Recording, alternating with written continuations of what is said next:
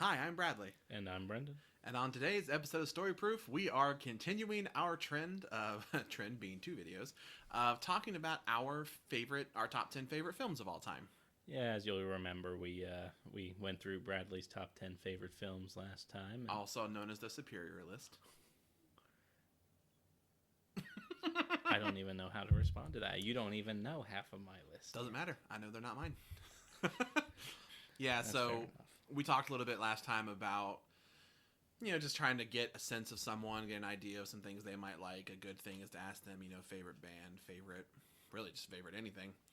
So we did talk about my top 10 favorite films last time. Now we're going to talk about Brendon's. And I think you said that there's no overlap on the list.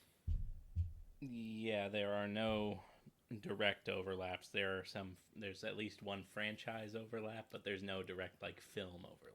I wonder what franchise that could be. It's definitely Julia and Julia, isn't it? The Julia and Julia verse, yes, absolutely. The sequel, Julia and Julia Harder. But yeah, so we're going to go through Brendon's top 10. So I am but a lonely passenger along for the ride on this one. That sounds so dramatic. That is incredibly dramatic. You don't need to put it like that. And now that just puts all the pressure on me. Well, I do have a question before we start, because I know I specified that my top 10 was only a top 10 and only the top 2 were actually other than, I'm guessing, your favorite. Do you have a specific numbering for these? The top 5 are all set in stone. Okay. The top 5 have been set in stone for a long time now, and it'll be very hard for something to surpass them. That's fair. 6 through 10, there's a little more leeway, but I will be putting them in the 10 through 1 order, the way that I've kind of come across them. It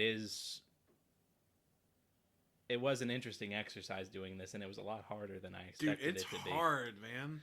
Because I said to myself forever, I can definitely make my top 10. Because I always had the top 5, so I was like, I can definitely make the top 10. No problem. But then you sit down and really start thinking about it. There were about 8 films that came up over the course of thinking about this that needed to fit into 5 slots. Yeah. And those 3 films that didn't make it are really just so tight in that. And if you ask me a week from now, it would probably change again. Yeah, that's fair. This 10 I'm pretty solid on as of right now. So. That's good. All right. Well, without any further ado, let's get to your number 10. All right. So number 10. I promise I'm not doing that voice the whole time. Please don't. So number 10. This is one of the ones you may have seen this one, but I'm not 100% sure on it. The original Rocky, which is my number 10. I've seen Rocky. Yeah. That is one of only 2 in the franchise I've seen. Ironically, the first one and the last one where he was the fighter. So Rocky Balboa? Yes. Okay, that's fair enough. I have heard very good things, and I've caught enough bits and pieces of all of them, usually on Thanksgiving Day, because they always have Rocky marathons and Indiana Jones marathons. Interesting. Yeah, I don't know. I've never noticed that. I think literally every Thanksgiving Day up until maybe this year, I have watched a football game, and I have watched at least 2 Indiana Jones movies as they're on TV. We don't put them on. They're just there. That's fair. I thought you were going to say Creed when you were talking about well written and you didn't know if I had seen it, because I have not seen Creed. No, I knew you hadn't seen Creed, but Sylvester Stallone didn't write Creed. That was a Ryan Coogler original. Interesting. No, but what I love about Rocky is it's not what you typically think a sports movie would be. In fact, if you ask Stallone, he hates that it's called a sports movie. Because it's not really about the boxing. The boxing is just part of the story. The focus of the story. If you listen to it, it's really the story of this guy who's been pushed around, dumped on. He's down on his luck, and he's just trying to find some piece of self-worth and some sort of...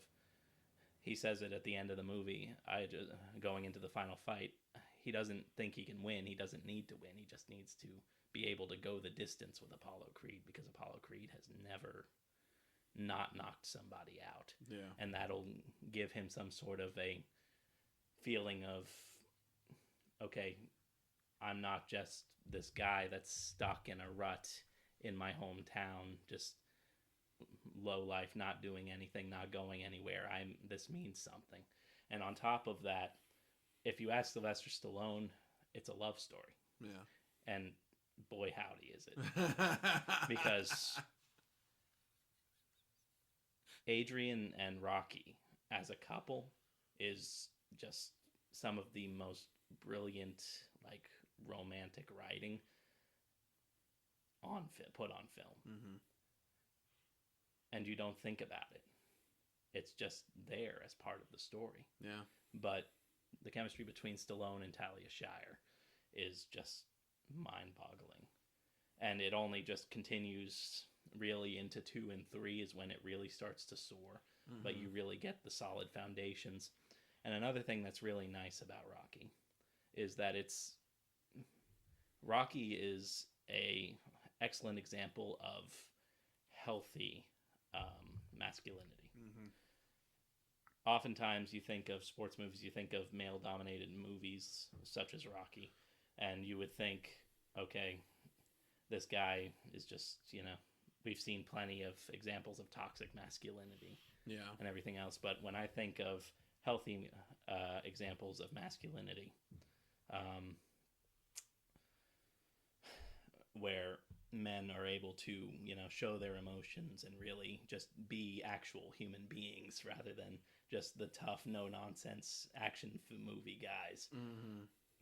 The ones that come to mind for me are Rocky, Aragorn from The Lord of the Rings, really any of the characters from Lord of the Rings, really.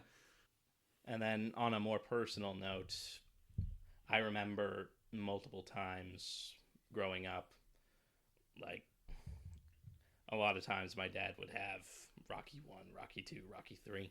He was just actually watching Rocky 3 the other day. I was going to say, knowing your dad, that is the least surprising thing I've ever heard about him. So it's one of those fond memories of just sitting down there on a weekend and watching Rocky 2, Rocky 3, Rocky 4, and just having that time to spend sitting there, watching the movies, absorbing, and having that sort of bonding element between me and my dad. Man, I feel bad. Your movies have, like, the talk about the writing and the love story and the fond memories. Me, I was like, Godzilla, big monster, go boom. Well, that's perfectly valid, Brad. Don't feel like that. It's just, I don't know. I feel like I'm probably gonna, I'm the film nerd, especially. You and I both love film and love film.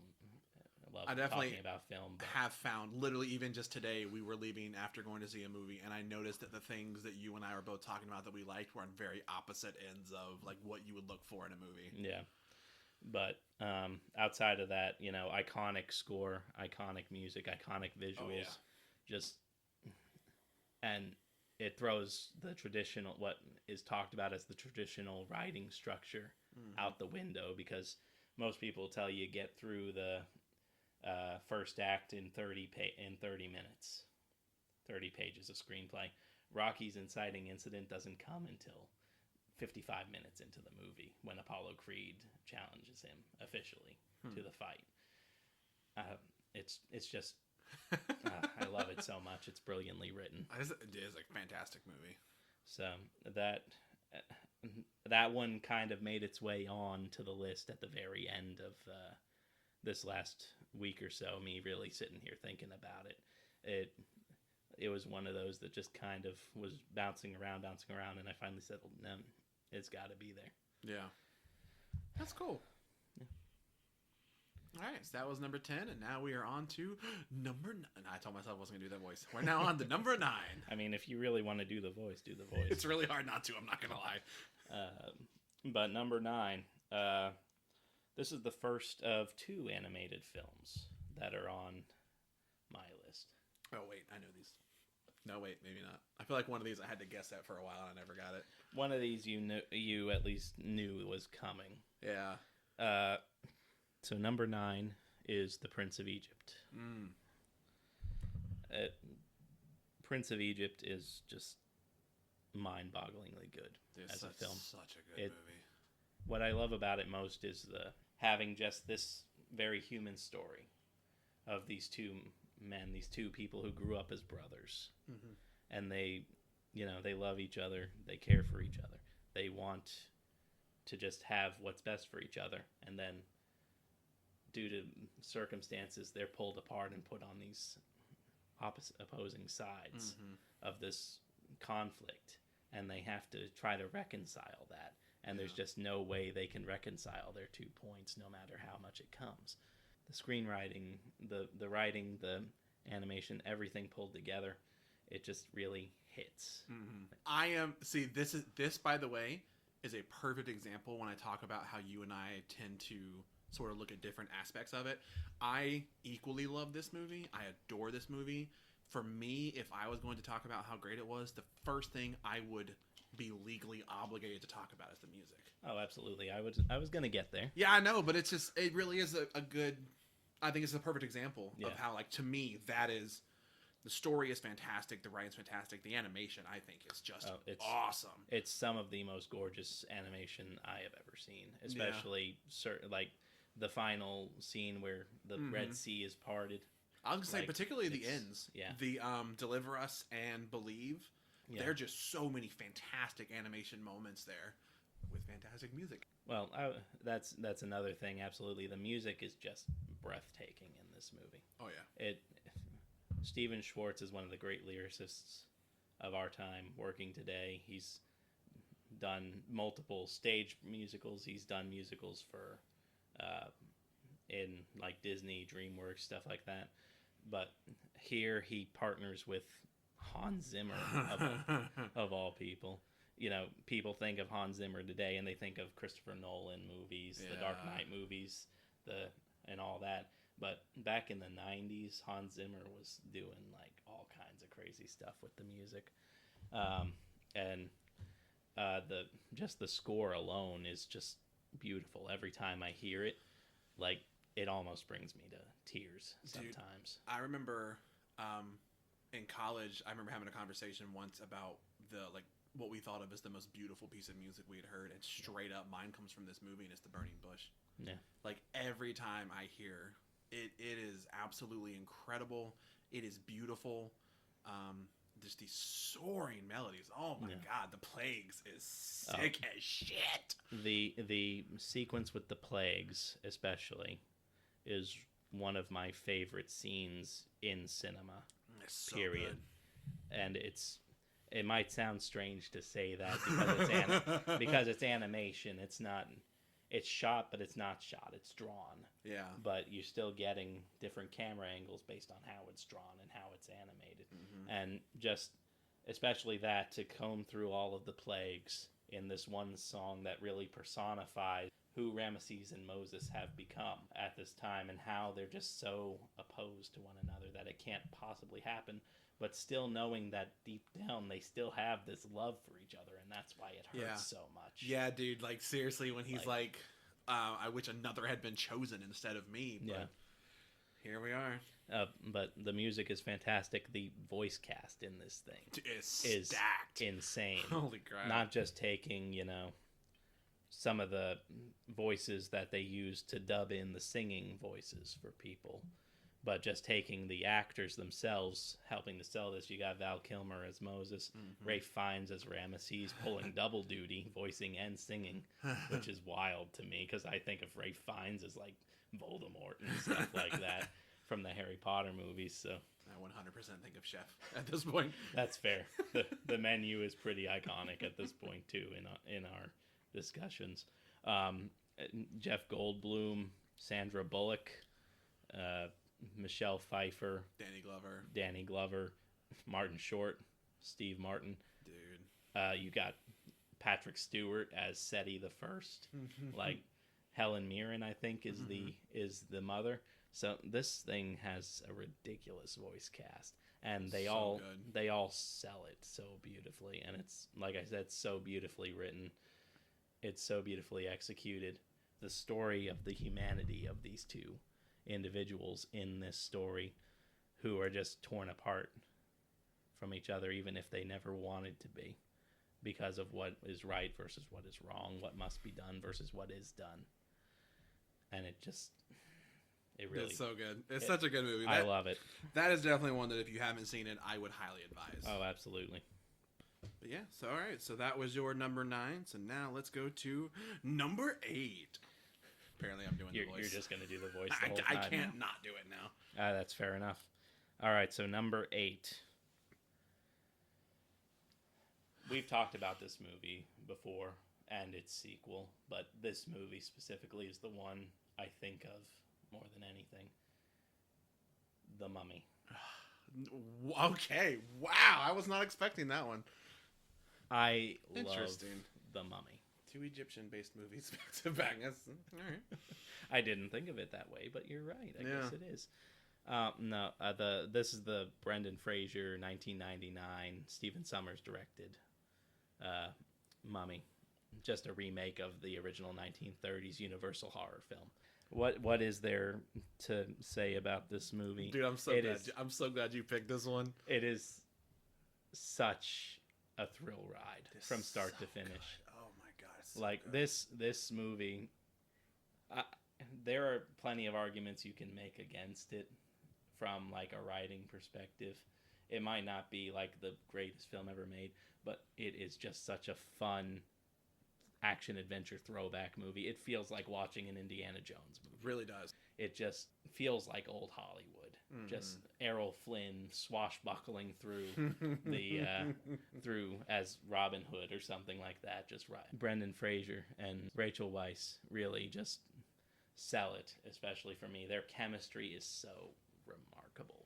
Dude, it is, man. It is like damn near palpable in these movies. And it just works so well. I feel like most everybody has probably seen it at least once. If you haven't, please go watch it. Dude, if you haven't, please go watch it immediately. It's just fun. It's just pure old-fashioned fun. You don't even need to watch it from like, oh, is this a good movie? Is this a bad movie? Is this, top-tier cinema? It's just fun. It is.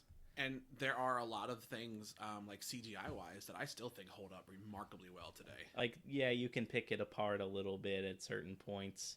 It doesn't. It's late 1990s CGI. Yeah.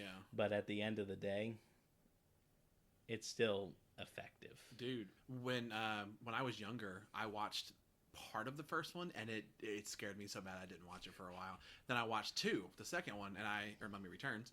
Yeah. The Mummy 2. When I watched The Mummy Returns, I'm like, oh, I can watch this. This is fine. And it took me years to go back and rewatch the first one because I just keep remembering.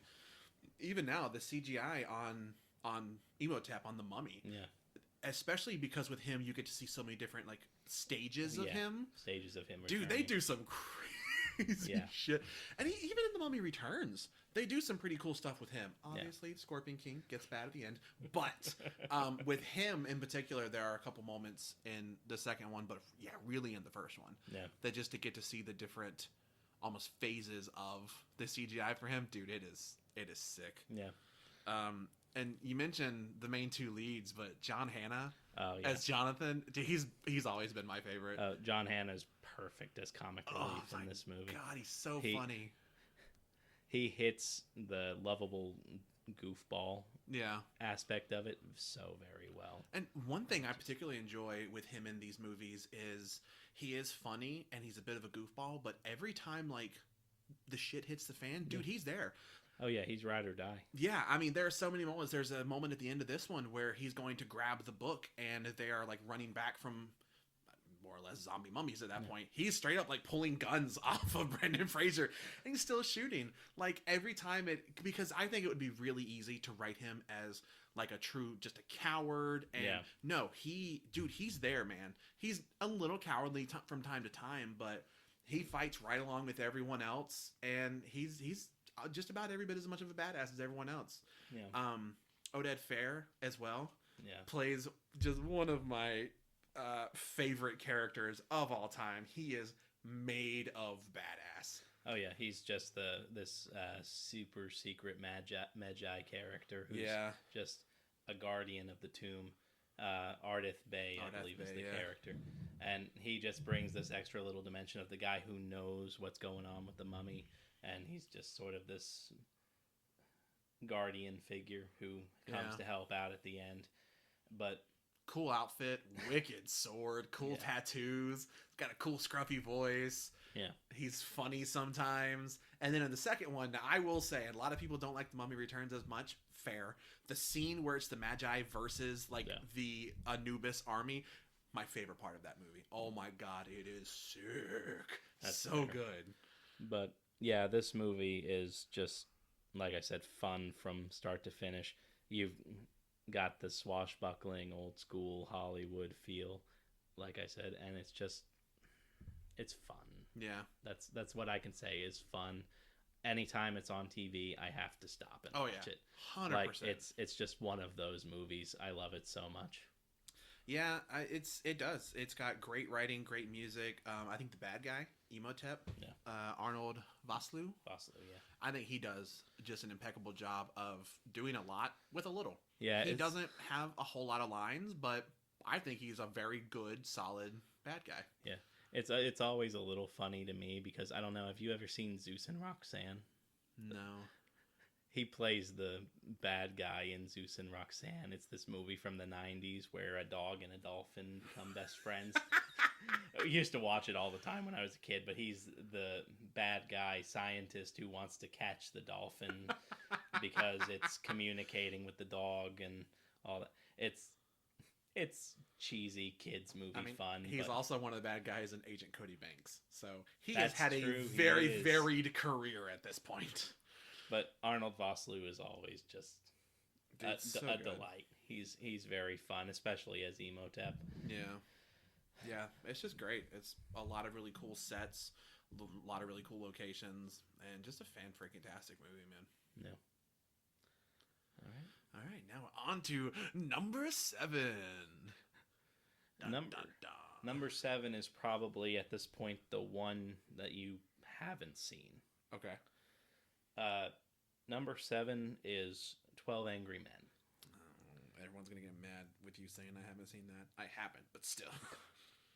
It's 12 Angry Men is from. It's Sidney Lumet's first film. Sidney Lumet is just this legendary filmmaker who had a monstrous career that spanned almost 50 years. But what I love so much about this movie, it's all just taking place in a jury room. Huh. It opens legitimately with the jury getting their instructions from the judge in the courtroom. And then the entire story is just these 12 men sitting in the room, discussing the case, debating, and figuring it out. And it's all just, like I said, in one room. So you have to. So you gotta have really good writing and acting in particular. Oh yeah, and this cast is stacked, man. Like it's filled with some of the biggest players of the time. I will say, by the way, as you're talking about the cast and talking about the setting for the movie, one very interesting thing is when I look it up, none of them have character names. Yeah. It's juror number 1, juror number 2, the accused, the judge, the stenographer. Like, no one in this movie was given a character name. That is very interesting. Only at the very end of the movie do 2 of the principal cast members actually exchange their last names with one another, just as the credits start to roll. Interesting. Because it's just these 12 men showing up, doing the job of being in this jury, and then they just go back into the world. But what is standing at the meat of the story is that, like I was saying, this cast is stacked. You've got Henry Fonda, Lee Cobb, Ed Begley Sr., and just a ton of other just well-known character actors from this time. Henry Fonda plays the main juror that is focused on in the story. He is the only one at the start of the film who not only doesn't necessarily believe that the defendant is 100% guilty of the crime, he's the only one who wants to sit there and talk about it for more than 5 minutes. And the entire story is just built out of him making arguments to dispute what is believed by each and every other juror and slowly turning them each on like is there reasonable doubt in this case? And it's told brilliantly through the through not just the dialogue but also the cinematography, because Sidney Lumet starts with these wide angle shots of everything. They're very sort of high up above everybody else, or just at like face level with everybody. They're wide, they're open, they're letting people go. And as the movie progresses, everything becomes lower and tighter in terms of shots. Mm-hmm. So it just keeps upping the tension beautifully through everything. I implore you to watch it if you haven't. It is a masterclass of filmmaking. It is a masterclass of storytelling. And it was Sidney Lumet's first film. And I cannot believe that. I don't know what else I can say, but please watch it if you haven't. That feels very targeted at me, but okay. All right, so that was number 7, and now we are on to number 6. Number 6, you've seen. Pretty much everybody's probably seen. It is the second animated film that is on this list. Uh-huh. It's The Lion King. Yeah, it surprises me literally not at all. When you said animated, I'm like, Lion King, got it. Well, it's a lot closer than you would expect. Mm-hmm. Because, like I said, I have been going back and forth with different movies. Mulan was almost always on this list as well. Interesting. Like, Mulan is very close to The Lion King in terms of not just my favorite Disney movies, but favorite movies in general. Would it have supplanted The Lion King as number 6? No, probably not. It probably would have taken, one of the lower spots if it had made the list. But everybody's seen The Lion King. We know The Lion King. It's just, again, a beautifully written, beautifully told, beautifully animated story of just this young kid who has to come of age way too quickly and can't take the responsibility that comes with. Sometimes you just gotta Hakuna Matata, man.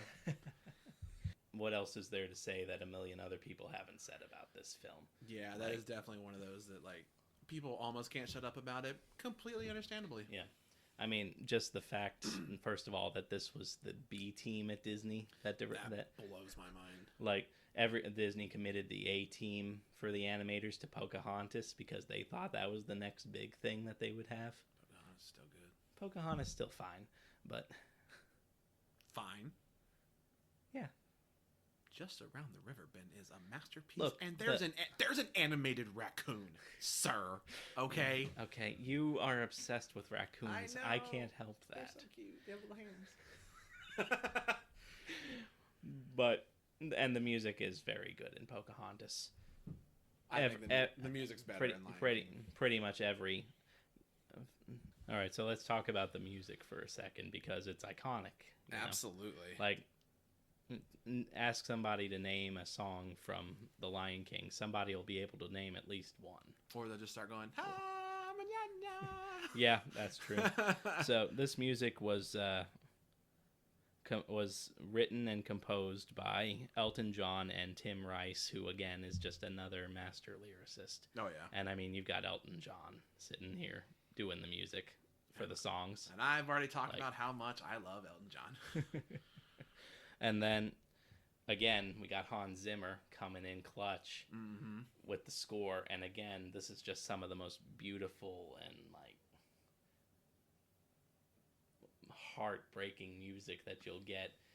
Think about the music when Simba is running through the fields trying to confront Mufasa, who isn't there, and Mufasa comes up over and the music is just soaring, and it's just... It's good, man. Hans Zimmer is so good. Hans Zimmer is so good. I love this thing about someone was complaining about Moana, and there's a song that's not in English, and someone's like, my kid's having trouble singing it, and some like millennial was like, well, we grew up making up nonsense to Lion King, so tell your kid to get their shit together. I think about that often when I think about the music for this movie. But then, like, we know what the story is. The story is basically Hamlet with lions. It's 100%. you just got this evil. You got this evil uncle who wants to be king. Needs to get his nephew out the way and his brother. So what does he do? He takes care of it. Kill one, frame the other. Cool. But deeper than that, they take these themes from Hamlet, adapt them, but then they take this coming of age story, and they just weave it on through, and they take this kid who grows up thinking, okay, I'm hot shit, I'm gonna be king, I'm gonna be able to tell everybody what I'm gonna do and what they're gonna do. He just can't wait to be king. He just can't wait to be king. And I know people are gonna groan when they hear that. But then he's taken down by his uncle, and he goes and runs off. He disappears. He throws away his problems, and he stops. And then he has to grow and rediscover himself and come back and just take the position he was always destined to take. Yep. Like, it's a beautiful, beautiful story. Dude, it's so good.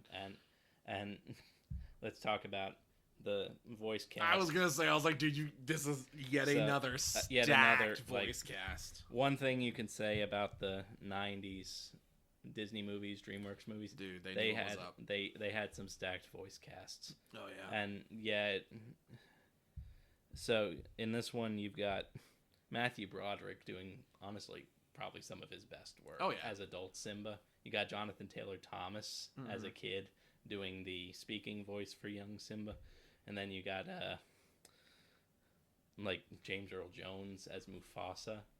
Dude, the idea of James Earl Jones and Jeremy Irons voices together, yes, please.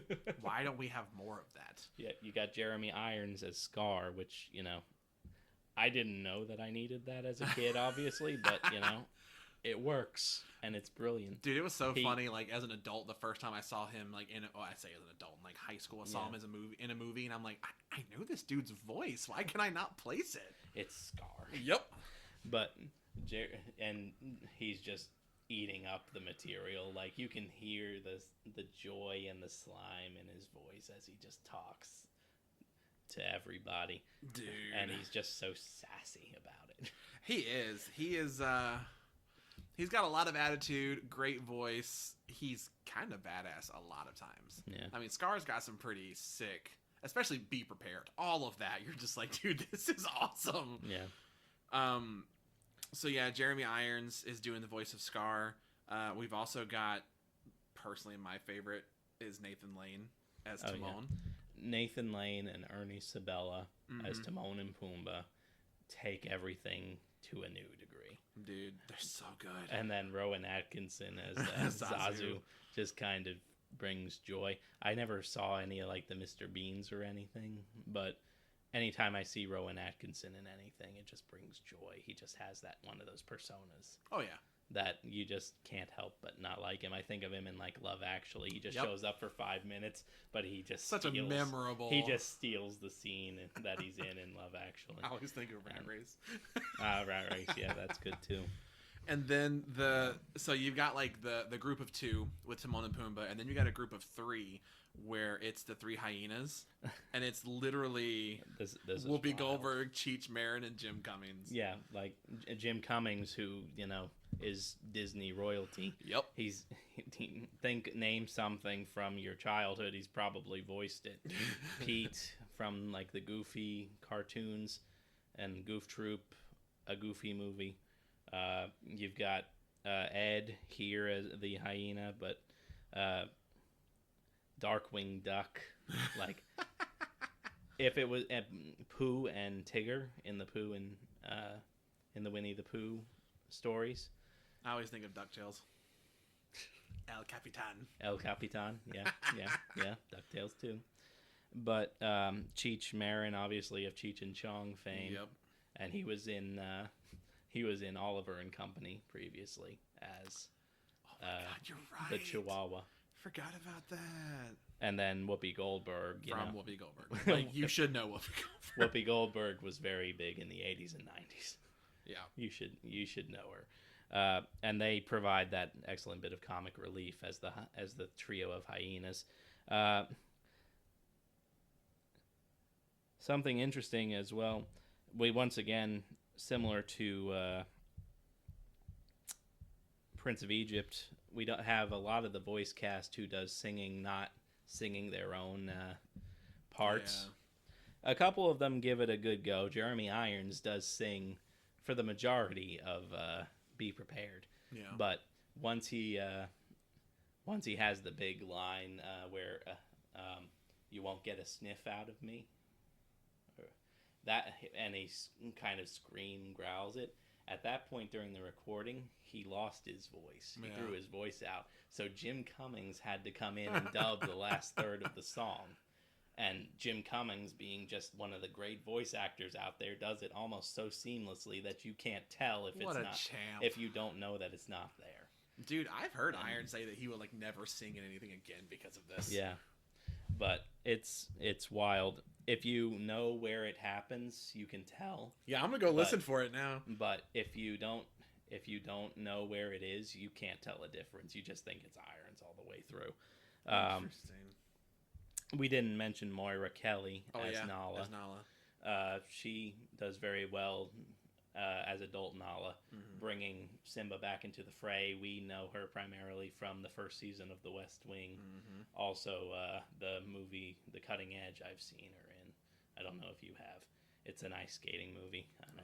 Not really my thing. Those are the two main things I think of with her. Yeah. Madge Sinclair played Queen Sarabi, which is always funny to me because James Earl Jones and Madge Sinclair were the king and queen in Coming to America. Yep. So they're literally just playing king and queen, husband, wife together in this movie again as well. I'm cool with it. Phenomenal. I love it. No notes. Yeah. Do you know the only thing that kills me with this one is that my favorite song from any Lion King movie is from the second one. He lives in you. Yeah. Oh, love it. I absolutely love that. That's pretty good. That's why they brought it into the stage show, the stage musical, which is also phenomenal. Dude, so good. First Broadway show I ever saw. Yeah. Which I guess would have been for you too. Yeah. Yeah. But another little fun fact about the singers who dubbed over the actors. Matthew Broderick, who has a Broadway background, did not sing for himself in this one. Nope. This was Joseph Williams, the lead singer of Toto. The Africa song is their big claim to fame. But also, he is the son of, the greatest film composer of all time, John Williams. So, weird connections all over the place. We got Hans Zimmer, we got a John Williams connection. What are we doing here? Yep, a lot of musical talent in that family. But, like I said, there's so much you could say that has been said a million times about this movie. Yeah. I love it. It never gets old. Yeah. I could watch it a million times and never be disappointed in it. I like how you started that with, I don't have, what else can I say? We talked about that movie for 27 minutes. That's fair. Anyway, yeah, we'll call it quits there. Oh, one more. Robert Guillaume as Rafiki. I was wondering if you were going to mention him. Just perfect as the mentor figure. Baboon. Love it. Love it. Rafiki's so funny. All right. So now we're up to the top 5. Bum, bum, bum. Yep. And I will say that immediately I know your top 5. I'm not 100% sure of the order of 2 through 5. Definitely no 1. Yeah. We've talked about all of these being in the top 5, and you've seen all of them. I know you have. Yep. So I've watched most of these with you at some point in time. So we'll start with number 5. This is excuse me, number 5. There you go. You got to get it in.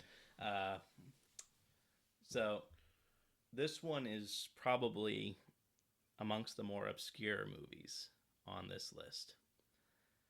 We didn't even see it until high school. Mm-hmm.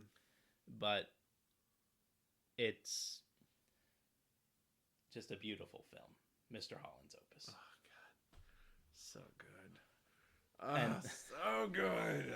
this is a story about a man who dreams of being a composer who Gets sidetracked along he the way. gets sidetracked along the way.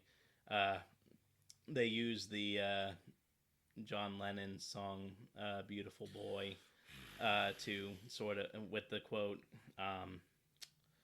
"Life is what happens when you're making other plans."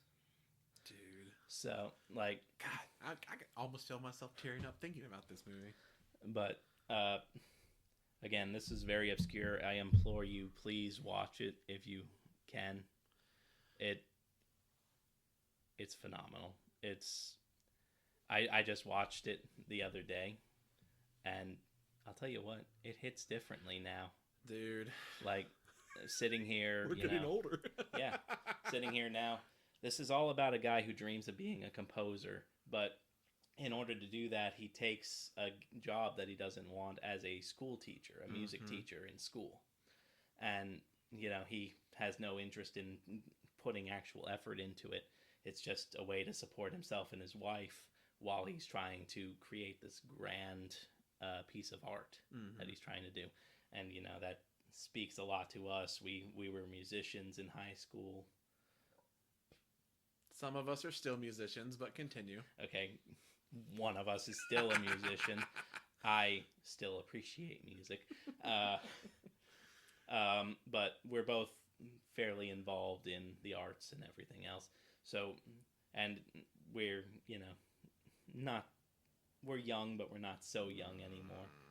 It hit us in, back in the day because we were kids in music who were constantly being threatened by like school budget cuts and everything else.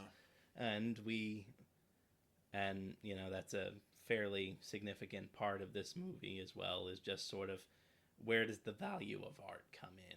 How do we value art? Yeah. As well as the central theme is how can one man impact so many as he goes? And you don't necessarily realize it until you really are shown how much impact you've had. And it's a ripple effect thing. It's a phenomenal movie. I'm not gonna lie, it is a little haunting. When I watched it in high school, I was very much like it was just an entertaining movie. It was a good movie. I'm not gonna lie, I was one of the dudes that when Rowena shows up, I'm like, yeah, seems like a good plan to me. I don't entirely agree with that anymore. But the idea now of someone who was just trying so hard, almost like to survive. It was just one thing after another, after another, after another. And next thing you know, in the movie, his whole life's gone by. And could be very easy for someone to be like, oh my God, I was so busy surviving, I forgot to live. Yeah. That's the thing that haunts me a little bit now. Yeah. Like I said, I watched it the other day and it just hit a lot different. I understood where Mr. Holland was coming from a lot more. Richard Dreyfuss is Mr. Holland, and it's just one of those performances that just is brilliant. He was nominated for Best Actor, but he did not win. Nicolas Cage won that year for Leaving Las Vegas.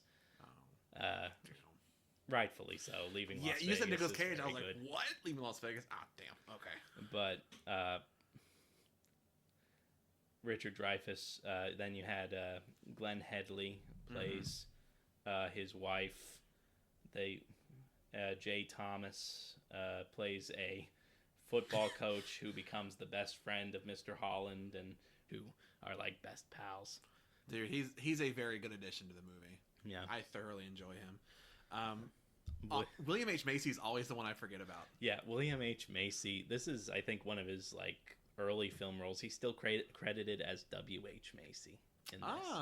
So, but he plays the vice principal who becomes the principal after Olympia Dukakis, who plays the initial principal, retires. This movie takes place over the course of about 30 years. Yeah, it's a teaching career. Yeah, it follows this guy's entire career from beginning to end. It shows him developing his way of teaching, actually finding, okay, maybe I can be good at this, maybe I can actually enjoy this, helping these students to become better. You've got young Terrence Howard. I just looked at 26. Yeah. when this movie came out. Young Terrence Howard plays a kid who just needs to learn to bang a drum in order to be able to pass some classes and be able to wrestle. Forrest Whitaker's in it for a hot minute. Yeah, that's true. I think he like plays a bugle and that's about it. But Joanna Gleason as well. Joanna Gleason Since comes we're talking in about West for Wing people. Yeah, another West Wing alum. Joanna Gleason comes in for a very quick, like 10 minutes at the end.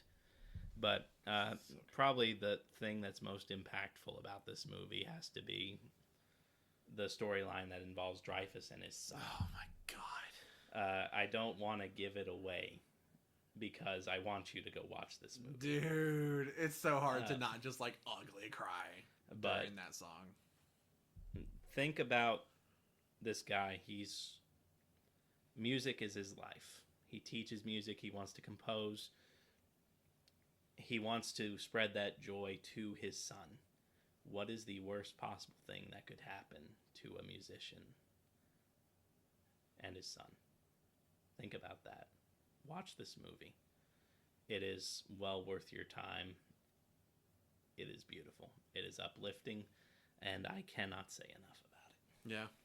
It's good. I've been trying to get my mom to watch it. She's like, it looks sad. I'm like, sometimes it is. It is sometimes sad, but it comes back and is just incredibly inspirational and uplifting at the end. That final... Every time the guitar comes in, I'm done. I'm tearing up. Like, it hits, man. That final music, I listen to that at least once a week on YouTube. It's like, so just that good. final scene. I will also say the aging makeup stuff they do on the characters is fantastic. So the wild thing is, Dreyfuss was pushing 50 when this movie was filmed. I said aging. I didn't just say old. When they make him look younger, it's good. And they knock him down to 30, and it just, like, it sells. And then they age him up 10 years. And it is really some of the best makeup work that I have seen in a movie. So good. In terms of aging. It is phenomenal. Yeah, this is also like one of those rite of passage movies for like every band kid in high school, because that's how we watched it. Yeah. It was in band in high school. Yeah. Shout out to director Stephen Herrick. This is probably his best movie. Mm-hmm. He also directed the 101 Dalmatians live action with Glenn Close and Jeff Daniels. Yeah, I enjoyed that. I enjoyed that movie too, but I forgot that existed. Mr. Holland's Opus is easily so much better. His best movie. Just flat out better. Again, please watch it. It's on Disney Plus. So okay. All right, so that was number 5, and now we're up to number 4. All right, so number 4. Those who know me, I'm quite a bit of a history geek. What? No. Especially American history. I'm very into it and read a lot about it. This movie I first found out about in 2000, and I just kept waiting on it, and in 2012 it finally came. It's Lincoln. Steven Spielberg does such a brilliant job of shooting this movie and really planting you in 1865. Just sort of giving you this idea of, okay, this is the end of the Civil War, sitting down. You've got Daniel Day-Lewis giving just a powerhouse performance as Lincoln. So captivating, man. Like, every time he's on screen, you cannot look away. It is so good. I remember specifically the scene where he's with his cabinet, and he stands up and gives the clothed in immense power speech.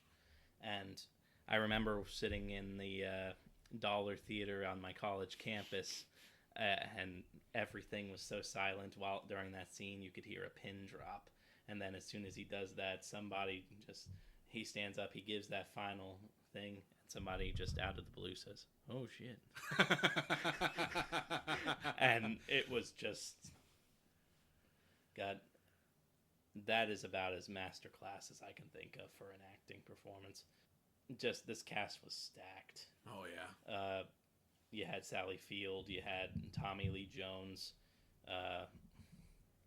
amongst so many others. What I love most about this movie is that we have a tendency to deify certain characters in history. Mm-hmm. We think better of them. We give them these nicknames. we talk about Washington chopping down the cherry tree. I couldn't tell a lie. That didn't happen. That's not real. Sorry to burst your bubble if you didn't know that. There's so many people right now. It's like, what? That's not. No, it's not a real thing. I'm sorry. And then we have these monikers about Honest Abe and everything else, and to an extent, there's something true. But what I love about this movie is it shows that Lincoln was a master politician. Mm-hmm. Probably one of the most master politicians we've had in high office in this country's history. Mm-hmm. Because it shows behind the scenes the machinations that it takes to get something as significant as the 13th Amendment passed. And especially in this time where everything is just in upheaval. You don't know exactly what's going to happen, when the war's going to end, if the war's going to end. Most other movie versions of Lincoln are shown, Honest Abe, he's just this grand, brilliant... He's almost more of a figure than a person. He's a figure than a person. This really shows the person, the people that were involved in all of this, for good, for bad, the flaws, everything. And it really brings back the human touch. Mm-hmm. And that's what I love most about this. A beautiful John Williams score always helps. But just the writing is tight. The acting is sublime. From everyone on down. Day-Lewis, Sally Field, Tommy Lee Jones. Hal Holbrook. James Spader. You had Jared Harris as Ulysses S. Grant, which if somebody ever made a Grant biopic, I don't care how old Jared Harris is at that point. Such a good choice. Put Jared Harris in. Such a good choice. Excellent as Grant. But also, one thing I'll definitely say for this one as well, I like this movie. I really like this movie. I am not as big of a fan of it as you, but the first time in particular that I watched it, I was very impressed with all of the costume work and all of the sets and set design. Yeah. Like, it absolutely transports you. Yeah. And it's so good. I think the most impressive thing about all this for Lincoln's life is that he did all of this while he was slaying vampires. I mean, that's like the most impressive thing that... I can feel you hating me so much right now. Yes, he accomplished all this and more with vampires. I get it. Dude, it's good. This is one I will admit I don't think is for everyone. Oh, it's absolutely not. I don't know many of my friends that I would actively be like, you would enjoy this. You are the one I would think of. No, if you have someone who's like a history nerd, or if you're a big Steven Spielberg fan, definitely you should enjoy it. Yeah. It's definitely not for everybody. Yeah. It's 2.5 hours roughly of just politics and dialogue and drama, and I am here for it. A lot of people won't be. Yeah. The funniest thing, I said I've been waiting on this movie forever before it was released, since 2000. Originally, Lincoln was slated to be played by Liam Neeson in the initial plans. Huh. It would. I don't. I love Liam Neeson to death. No. I don't know. He might have. It would have been a remarkably different movie. It would have been a very different movie. I'm thinking of, like, Liam Neeson can do drama. Oh, yeah. Like, think of a Schindler's List, especially. That's sad. Let's not think of that. I absolutely adore this movie. I love it. Like I said, not for everybody. I won't implore you to watch this one, but yeah, I love it. Alrighty, now we are up to the top 3. Bum, bum, bum. I like that this is just getting considerably more game show host. 100%. Right. So now, number 3. So number 3 is the franchise overlap that we have.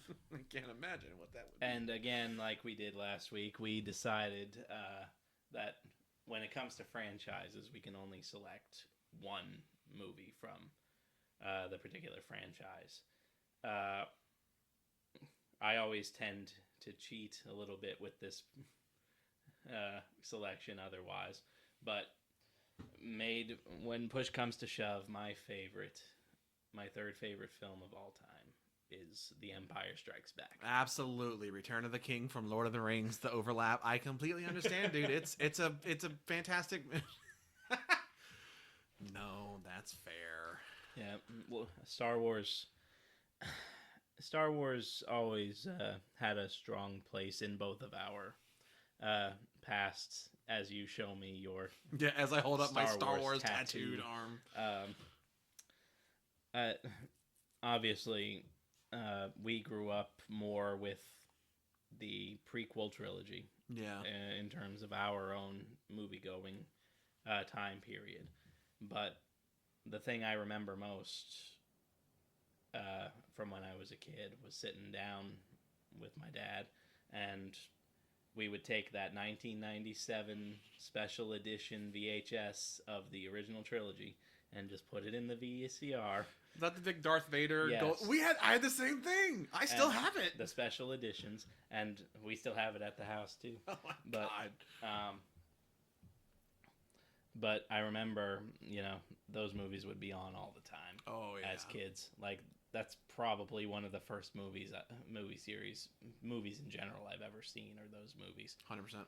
3-4 years old, something like that, and all three of them are worthwhile. And honestly, going into the prequels are very much worthwhile. A lot of the Disney stuff still worthwhile, maybe not as much. I was really wondering what you were like. Disney stuff. Pause. But the one that always gets me the most is Empire. That's fair. Yes, it's the middle trilogy. It's maybe not the most emotionally satisfying. That would probably go to Return of the Jedi if we're talking about the original trilogy. Yep. And obviously you have, New Hope sitting in there, nestled at the beginning to really kick everything off. But Empire just really hits everything that I want in a Star Wars movie. It gives you just brilliant character. You get the great reveal of arguably the greatest cinematic reveal of all time. Yeah. Again, this is one of those movies that has been discussed over and over again, so I won't harp on too long about what's great about it. It's just when I think of Star Wars, that is the first thing I think of is Empire. Yeah, especially a lot of people think the same way. Yeah, and it's just from the Battle of Hoth. I know you spoke a little bit about how. Dude, I'm just literally sitting here fantasizing about the Battle of Hoth now. I know you spoke about how you love the Battle of Hoth, but then everything kind of. It's not bad. I'm not going to really say it falls off. It's just it falls off for you in a little bit. To me, I love the meat of it. I love Luke going off and finding Yoda and starting his journey towards becoming a fully fledged Jedi. Mm-hmm. I love the journey that Luke is being brought on in terms of his lights and darks coming together, and having to choose between the two, having to fight the two, confront this destiny that's been thrust upon him in one way, shape, or form. I think it's some of the best writing that exists in the franchise. I'm not gonna lie, I would say does have the best writing. And kudos to director Irvin Kershner.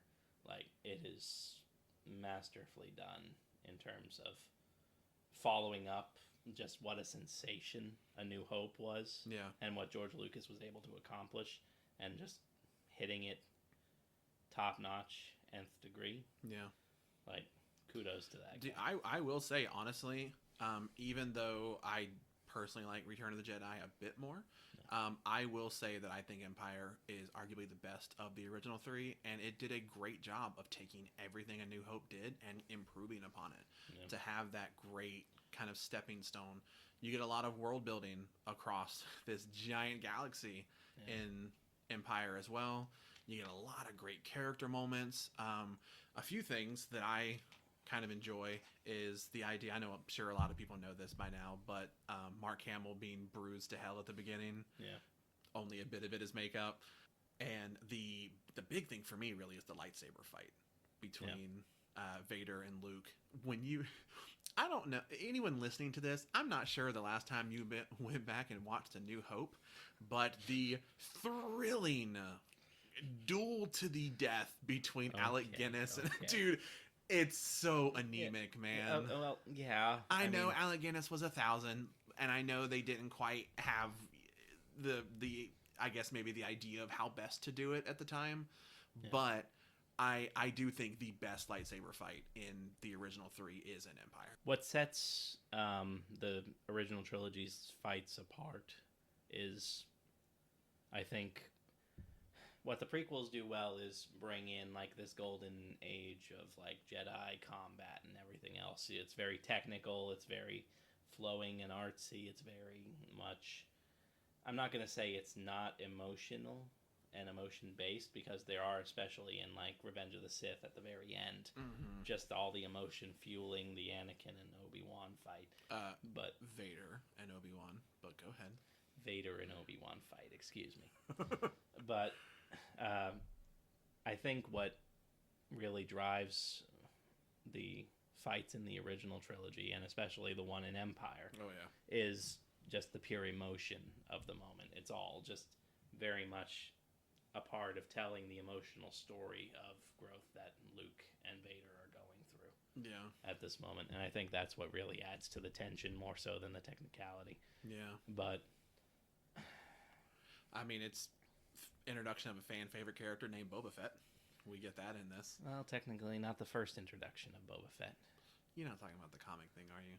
I'm talking about the Christmas special. No, that doesn't count. Look, I'm the one sitting at this table who's actually watched the I watched the Wookiee jerk it, and I'm like, you know what? No, I don't need to see that. Please don't go search for it. It's not good. Don't watch it. But yeah, we get Boba Fett, and this is one of those movies where if anyone hasn't seen this in a while, the bad guys win. Yeah. Like, just straight up, Luke gets defeated, gets his hand chopped off, just in case you didn't know that, spoiler alert. Han is frozen in carbonite. You know, they kind of like barely make it out. I mean, dude, the bad guys just straight up win in this. Yeah. Which obviously I'm all here for. Yes, if you remember from previous discussions, Bradley loves villains. Oh my god, that's fair that like my favorite Star Wars movies are the ones where all the bad guys win. But yeah, that's what I love about it is it takes these characters, starts them off at a relatively high point, and just drags everything down. I mean, at the end, Han gets frozen in carbonite. You don't know what's going to happen. Luke's lost his lightsaber, found out the big reveal. That spoiler alert, if you somehow have managed to avoid it, Vader is his father. Bum, bum, bum. I love the pitch perfect thing about Vader in German means father. His name is literally Dark Father. That's very funny. Which, fair, is true. And then you get the joy of Billy D. Williams as Lando Calrissian, who is just such a breath of fresh air to the franchise. You know what? Such a fantastic addition. He does a really good job, I think, of just, like, fitting in. Yeah. Like, it almost felt like he's been there from the beginning. Yeah. There is one thing in this that kind of bothers me, and it's a power that Vader has, where Han goes to blast him, and he just, like, stops him with his gloves. Is that a thing? Is that something we've seen before? No one really talks about it. I mean, it's made a thing there, I guess. Yeah. But, I mean, we've seen subsequently in other forms of Star Wars media that blaster bolts can be stopped before they come into contact with someone. He gets little sparkle fingers and they just explode, and he's like, cool, I got this. I have questions. Look, Darth Vader is Darth Vader, Bradley. That's fair. I know he's got hacks, but like, come on, man. Just mention it. Just be like, oh, haven't used that in a while or something. Maybe not that. That's cheesy. Don't do that. Now, look, the one thing about movies is you don't always need explanations for everything. No, but a little continuity would be nice, because he never does it again. That would be really funny if he used the I know one of the characters in the Old Republic was able to like use the Force around her hand and like grab a lightsaber blade. How funny would that be if Luke goes to like cut off Vader's hand and Vader just catches the lightsaber blade? That sounds like something that would have happened in the Kenobi series. No, if Rian Johnson did it, that's what would have happened. But yeah, Empire is top notch. I do personally think it is as good as Star Wars gets. maybe Revenge of the Sith. I personally like it a bit more, but I think I would probably say that Empire might be better. That's fair. But again, yeah, Star Wars as a whole, I would normally cheat and say that the entire original trilogy is my favorite at this position, but choosing one in particular, it is Empire. Especially the original trilogy just means a whole lot to me. That's fair. So I love that we have the same box sets. Yeah. I feel like I remember seeing that at your house some one time. Like, hey, I had that when I was a little kid. yeah, we probably had that conversation 5 or 10,000 times. Yeah, that's fair. All right, so now we are up to number 2. All right, so number 2. These next 2 are going to be a little funny. They are. Yeah, I didn't know these were back to back, which Yeah. is going to be interesting. These are back to back. In some ways, you can argue that they're similar movies to one another. Creature features. Creature features. They're both Steven Spielberg films. Because honestly, it might be somewhat cliche to say, but Steven Spielberg is my favorite filmmaker. 100% fair. Number 2 in this case is, you know it, you love it. It's Jurassic Park. For a long time, this was actually number 1, but it got bumped down just a little bit by my number 1 today.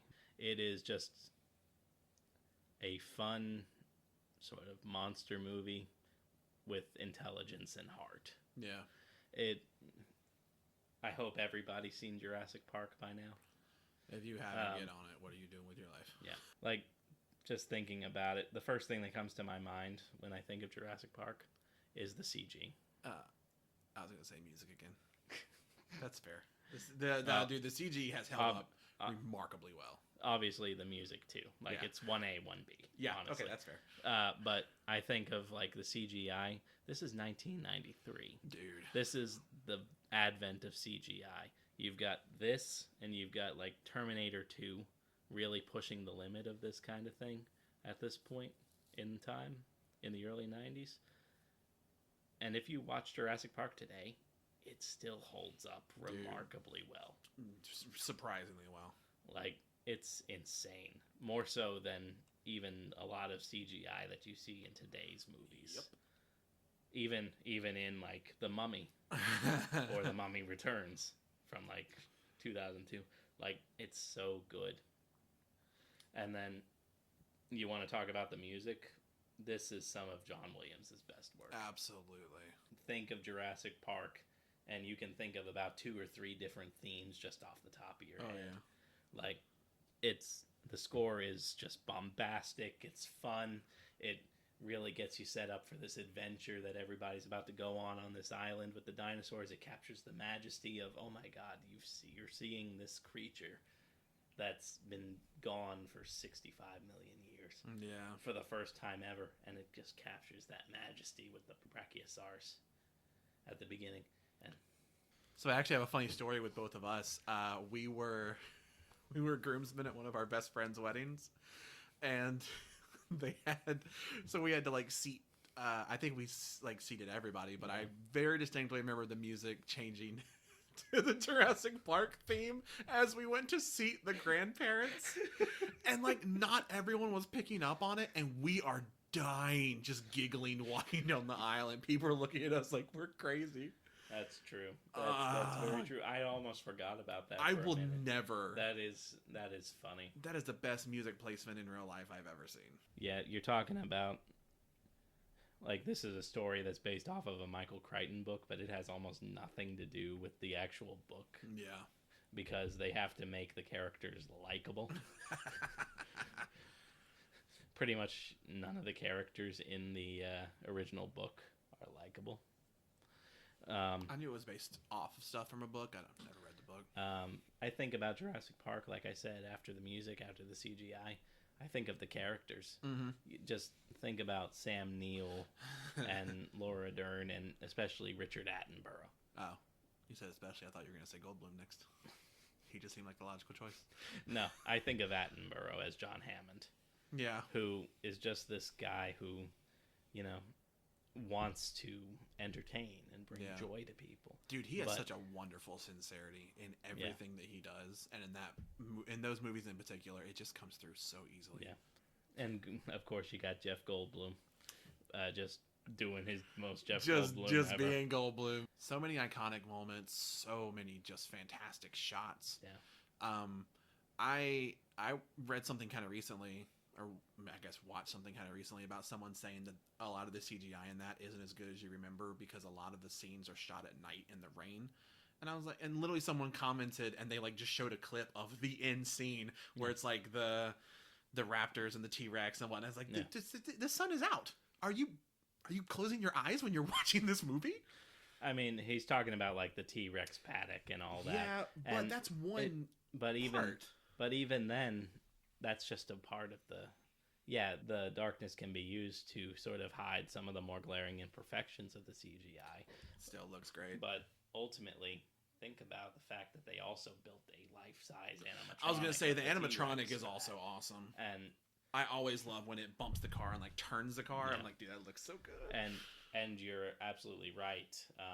The end scene where the raptors and the T-Rex are fighting one another, it still looks really phenomenal. And then the scene where they are like all the different dinosaurs are running through the field and they're running with them. Yeah, it looks pretty seamless. I don't personally know their names, but I will say the two kid actors in this, Ariana Richards and Joseph Mazzello. Dude, they do a great job. I kind of have a bit of a for a lot of kid actors because I'm like, the cute factor for me wears off pretty fast, and I'm like, now they're just kind of boring. That sounds a little mean, but ultimately, I think if you're gonna have someone in a movie for a long time, you want to make sure that they kind of keep it up the whole time. Yeah, dude, these two kids absolutely do. Yeah, they're really fantastic. Like it's easy to go the wrong way with child actors. Yeah, and they went well. The only thing I do think is genuinely weird every time I watch this is whenever supposedly Samuel L. Jackson's arm lands on the girl. I'm like, that's so obviously not his arm. Like, I think it has like painted nails or something. Yeah. It just looks so weird. It's very clearly just a prosthetic that was thrown in last minute because they needed an arm. I heard tale of something kind of behind the scenes about that scene in particular that I think maybe was actually intended to be in a different character's arm, and then some rewrites or something happened. I don't know if I believe that because I'm like, really, they would have left that in the movie. I do know that for a long time this movie held the award for the most movie mistakes in a movie, and once Chris and I learned that when we were younger, we started looking for mistakes in movies all the time, and now I can't stop. I'm always like, continuity error. Okay, cool. B.D. Wong deserves a mention as well as Doc there, Dr. Wu. Yep, and he is still in the franchise. He's still within the franchise as of today, when they haven't made a movie for like 4 years or so. Yeah. But yeah, Dr. Wu ended up becoming a really important character in the newer movies, which was interesting. But this was B.D. Wong, who, bring it back to Mulan for a second, is the voice of Shang in Mulan. That's what I know him from mostly. Yeah. Outside of Jurassic Park. But yeah, great cast, great CGI, great music. Yeah. This is really just like everything's firing on all cylinders for what makes a great or fantastic film. Yeah. It's solid. It's incredibly wild to me that Spielberg was editing this movie at the same time he was shooting Schindler's List. Just like bonkers, dude. That's genuinely hard to think of. Serious whiplash between those two. But great. Alrighty, we are up to the mighty number one. Now, before you say number one, I want to say that you gave me shit for a while for not watching this movie. So the first time I watched it, I made sure not to do it with you because I was like, I don't want to like not react the right way to something in this movie. And I will say, this movie is every bit as good as you made it out to be. I will admit that. It is my favorite movie. I think I will say there is no such thing as a perfect movie, but I think this one is pretty close. It's on the list that's up there. My favorite film of all time is 1975's Jaws by Steven Spielberg. bum, bum, bum. No, it's bum, bum, bum. I do like that you have 2 Spielberg back-to-back, 2 creature features, 2 John Williams scores. I'm like, you're consistent. I appreciate it. Well, I mean, 3 of my top I was like, 5. yeah, 3 John 3 Williams. of my yes. top 5 are Spielberg, and 4 of my top 5 are John Williams. Hey, man, you like what you like. Yeah. But Jaws is, like I said, just about as near perfect as of a film as you could get. And it's so much better than it had any right to be. And it's all because of just the absolute disaster that was production at times on this. If you have some time and you just want to see some behind the scenes, like, of what it took to make this film, Poor Bruce. it's insane. Watch, like, there's a great one called "The Shark Is Still Working," and it's like a 2-hour documentary. It gives you background into everything that went into filming. And first off, you want to talk about just this was Spielberg's second theatrical movie. That is genuinely mind-blowing to think of. Like, just think about that. Steven Spielberg, fresh off of directing only one movie, The Sugarland Express, and he's coming into this. He gets handpicked to do this. They have to go through so many significant rewrites, and he has the gumption to say, well, I want to shoot this on the open ocean. Okay, dude. You do you. Like, dude, it is... One thing I've really got to... Because I do love Spielberg as well, and I respect him, but this to me is really...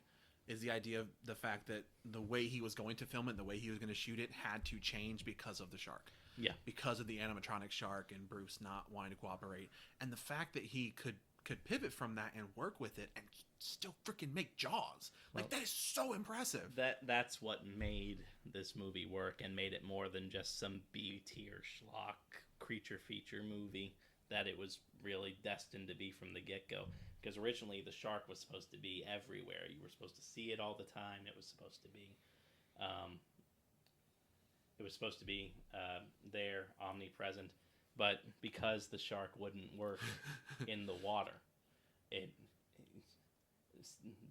Spielberg and just the legendary editor Verna Fields, who he worked with on this, just made the decisions that, okay, we need to instead just take the shark out as much as possible, only hint at it, so that, number one, we can utilize it as little as possible, but number two, what ended up happening was it created just this brilliant bit of suspense throughout the entire first 2/3 of the film, to the point that you don't even get a clear shot until you get that first big shot when Brody is chumming, and then it gets the famous... Dude, it scares the hell out of you, man. The improvised line, you're gonna need a bigger boat, and like, people make fun of the shark because it's obviously fake. I don't think it's as bad as people make it out to be. I think it still works. At least I think in certain scenes. I think there, and then when it eats Quint, I think those, I'm like, fair. At the very end, I'm like, okay, it's a little dated, but up until that point, yeah, I think it still works. But this movie is everything about this. They created a box to make the camera waterproof so that you could get the underwater shots of this thing. They innovated different ways to control the camera out on the open ocean to try to keep it as steady as possible. You've got this powerhouse cast of actors who you have Robert Shaw as Quint, you have Richard Dreyfuss showing up again as Matt Hooper, and you have Roy Scheider as Chief Brody.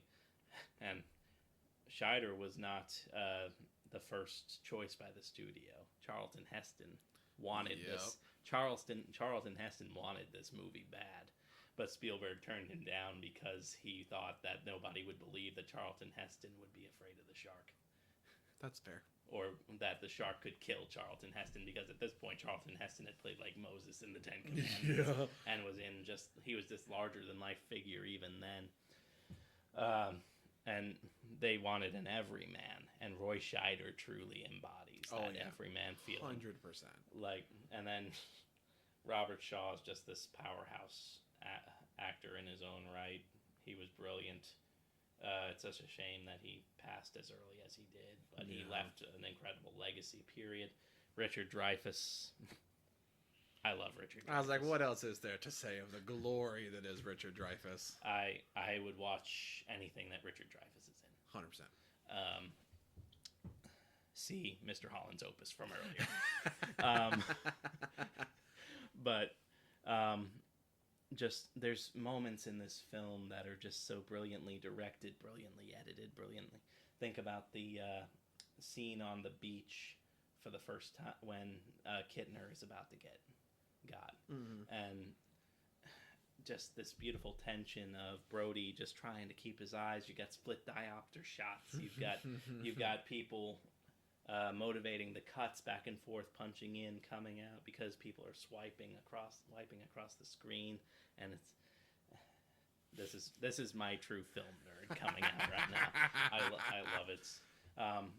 And then you have, of course, the famous dolly zoom where just the world comes crashing down around Brody because he knew there was something out there, but he was only able to do so much because the rest of the town wanted to keep the beaches open. Again, at the risk of going on all day. But I will say one thing when you talk about John Williams as well. I really like the idea of the fact that less is more as far as with Bruce the Shark and the showings of it. And then the music absolutely personified that. Most of the theme that people recognize is 2 notes, just a half step. It's just the 2 notes, and that's meant to signify the shark's heartbeat as it's coming in. And that's why it starts off slow, ba-dum, ba-dum.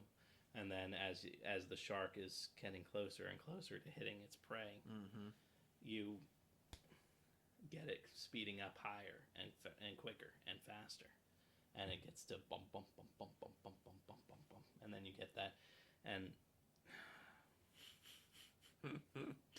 dude, the way it builds tension is just perfect. The tension is phenomenal. And again, it's made entirely by the fact that the shark couldn't work. The animatronic shark couldn't work, so they had to just cut around it. Greatest issue in the history of movies. This is literally this is the start of the summer blockbuster. This is the movie that kickstarted the last 50 years of how Hollywood operates, for better or worse, creating tentpole films. This and Star Wars, the original Star Wars, brought together the idea of the tentpole film, that you throw money at this one thing that's going to make a ton of money, and that lets us sprinkle the little bits of money towards the rest of the stuff that we maybe want to do or not want to do. But those big movies over the summer will help us keep afloat with the rest of them. And Jaws is so significant in the history of film. Oh yeah. It, from the filmmaking perspective, from kickstarting and launching Spielberg's career. This film was nominated for Best Picture in 1975. Spielberg narrowly missed out on being nominated for Best Director for this. John Williams won one of his several Oscars. And deservedly so. Yeah. And at the risk of going too far forward and just going for another hour about how much I love this. Just brilliant acting, brilliant music, brilliant filmmaking. Just from start to finish, it is as good as people will say it is, and then some. And, honestly, Jurassic Park and Jaws are very similar movies, as I said earlier. Jaws has more punch because Spielberg was taking more risks at that point. And it just, I can put that movie on anytime and just watch it, and it makes me good. I love it so much. I feel like this says never a lot about you as a person. It never gets old. You're like, yes, people being eaten. That's not, it's the story, man. The story where people get eaten. Got it. It's this man against nature, this guy trying to find his place in this world that he doesn't understand Chief Brody coming from the city to an island where he doesn't like the water, he's afraid of drowning, and he's just trying to ingratiate himself into this community. And Dude, it's good. As speaking of someone that just watched this for the first time, maybe like 2 or 3 years ago. yeah, If you haven't seen it, definitely give it a watch. It is 100% worth your time. It is. I genuinely do believe every bit as good as people make it out to be. All right, I guess that'll Wrap up our list for top 10 favorite movies. I don't know if we have a comment section yet. If we're gonna have a comment, leave a comment down below about what your favorite movie is, or if you like any of the movies that we've talked about, or you agree or disagree, or you have points that we didn't cover that you feel should be covered. We like to encourage healthy dialogue. I would also be very interested in if you guys have any of those. Oh, since you like this movie, I think you would like this. Yeah. That's always a thing I'm a big fan of. Yeah, absolutely. Give us movie homework. Yeah. Looking forward to it. Maybe we'll talk about them in a future episode. Well, I think that about wraps it up. All right. Well, I'm Bradley. And I'm Brendon. And this has been Story Proof.